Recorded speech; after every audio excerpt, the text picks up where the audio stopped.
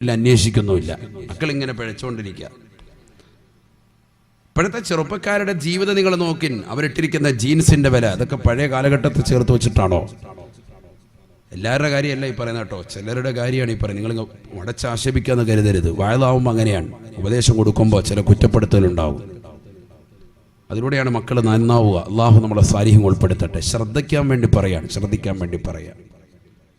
വളരെ ശ്രദ്ധിക്കണം. നമ്മളെ മക്കളെ എപ്പോഴും കെയർ ചെയ്യണം. ഏത് സെക്കൻഡും അവർ പിഴയ്ക്കാം, ഏത് സെക്കൻഡും പിഴയ്ക്കാം. ഞാനൊരു സഹോദരനെ കണ്ടു. അദ്ദേഹത്തോട് ചോദിച്ചു, നിങ്ങളെന്താ ഗൾഫിൽ ജീവിതമൊക്കെ മതിയാക്കിയത്, എന്താ ഇങ്ങ് വന്നത്? അദ്ദേഹം പറഞ്ഞു, സാധേ ഗൾഫൊക്കെ ആക്കിയിട്ട് കാര്യമില്ല, എൻ്റെ മോള് ഈ അടുത്ത് വലിയൊരു അബദ്ധം കാണിച്ചു. സഹോദര സമുദായത്തിൽപ്പെട്ട ഒരു ചെറുപ്പക്കാരോടൊപ്പം വല്ലാത്ത പ്രേമം, ഒളിച്ചോടാനൊക്കെ റെഡിയായി നിന്നതാണ്. അവസാനം കത്ത് എങ്ങനെയോ ഉമ്മയുടെ കൈ കിട്ടി. അത് കിട്ടി കഴിഞ്ഞപ്പോഴത്തേക്കാണ് ഇതറിയുന്നത്. ഞാൻ 20 വർഷം പ്രവാസ ജീവിതം നയിച്ച ആ സഹോദരൻ്റെ ഹൃദയവേദന ഒന്ന് ചിന്തിച്ചു നോക്കും. അദ്ദേഹം ജോലി മതിയാക്കി നാട്ടിൽ വന്നേക്കുക. എന്നിട്ട് ഇപ്പം ജോലി വേറൊന്നും ആയില്ല. നാട്ടിൽ വന്നിട്ട് എന്താ ചെയ്യേണ്ടതെന്ന് അറിയാൻ പറ്റില്ല. കാരണം 20 കൊല്ലമായിട്ട് അങ്ങനെയാണ്. ഗൾഫിലുള്ള പ്രവാസ ജീവിതം നയിച്ചിട്ട് നാട്ടിൽ വന്ന് നിൽക്കുന്ന എത്ര ആളുകളുണ്ട്. എന്താ തുടങ്ങേണ്ടതെന്നൊരു എത്തും പിടിയും കിട്ടൂല. കാരണം ഇവിടെ വരുമ്പോൾ ഇവിടുത്തെ വിലയുടെ സ്ഥലത്തിൻ്റെ വില, അതുപോലെ സാമ്പത്തിക ഓരോരോ വിഷയങ്ങളുടെ വില, ഇതൊക്കെ കേൾക്കുമ്പോൾ ആകെ ആലോചിക്കുക, സുബ്ഹാനല്ലാഹ് എന്തപ്പോൾ ഇവിടെ ചെയ്താൽ രക്ഷപ്പെടുക, ക്ലിക്കാകുക എന്ന് ചിന്തിച്ചിട്ട് അങ്ങനെ ഒരു 5 കൊല്ലം അങ്ങനെ പോകും. അത് ആ സമയത്ത് അവരുടെ സമ്പത്ത് മുഴുവൻ പോയിട്ടുണ്ടാവും. പ്രവാസികളുണ്ടെങ്കിൽ, ഈ സദസ്സിലുണ്ടെങ്കിൽ അവർക്കിത് പറഞ്ഞാൽ തിരിയുള്ളൂ. അതേ പറയുമ്പോൾ 3 കൊല്ലം വന്നിട്ട് ഒന്നും എനിക്ക് തുടങ്ങാൻ പറ്റിയിട്ടില്ല, ഞാൻ ഇങ്ങനത്തെ ഒരു ആകൊരു അങ്കലാപ്പിലായിരിക്കുകയാണ്, ഉസ്താദ് വായരക്കണം എന്ന് പറയാണ്.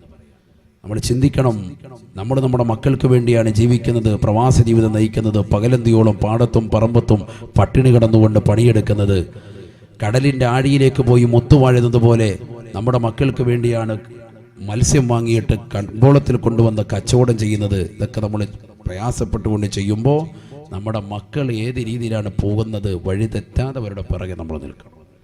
അള്ളാഹു നമ്മുടെ മക്കളെ സാലിഹ്യങ്ങൾ ഉൾപ്പെടുത്തട്ടെ, സാലിഹ്യങ്ങൾ അള്ളാഹു ഉൾപ്പെടുത്തട്ടെ. വളരെ ശ്രദ്ധിക്കണേ, അള്ളാഹു സാലിഹ്യങ്ങൾ ഉൾപ്പെടുത്തുമാറാവട്ടെ. വളരെ ശ്രദ്ധിക്കണേ, വളരെ ശ്രദ്ധിക്കണേ.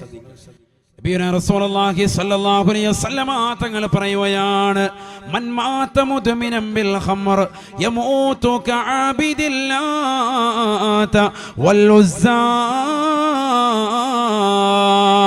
നബിയുനാ റസൂലുള്ളാഹി സ്വല്ലല്ലാഹു അലൈഹി വസല്ലം തങ്ങൾ തന്റെ പ്രിയപ്പെട്ട അനുയായികളോട് ഓർമ്മപ്പെടുത്തുകയാണ്, ആരൊരുവൻ ഈ ദുനിയാവിൽ വെച്ചുകൊണ്ട് അല്പം കള്ളു കുടിച്ചിട്ടുണ്ടോ, ലഹരി നുണഞ്ഞിട്ടുണ്ടോ,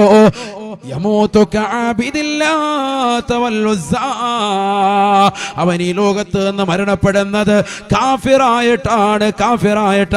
ലാത്തയും ഉസ്സയും ബിംബങ്ങളെ ആരാധിച്ചുകൊണ്ട് ചത്തൊടുങ്ങിയതായ മക്കാ മുശ്രിക്കുകളെ ചത്തൊടുങ്ങിയതുപോലെ കാഫിറായിട്ടാണ് ചത്തുപോകുക എന്ന് ഹബീബായ റസൂലുള്ളാഹി.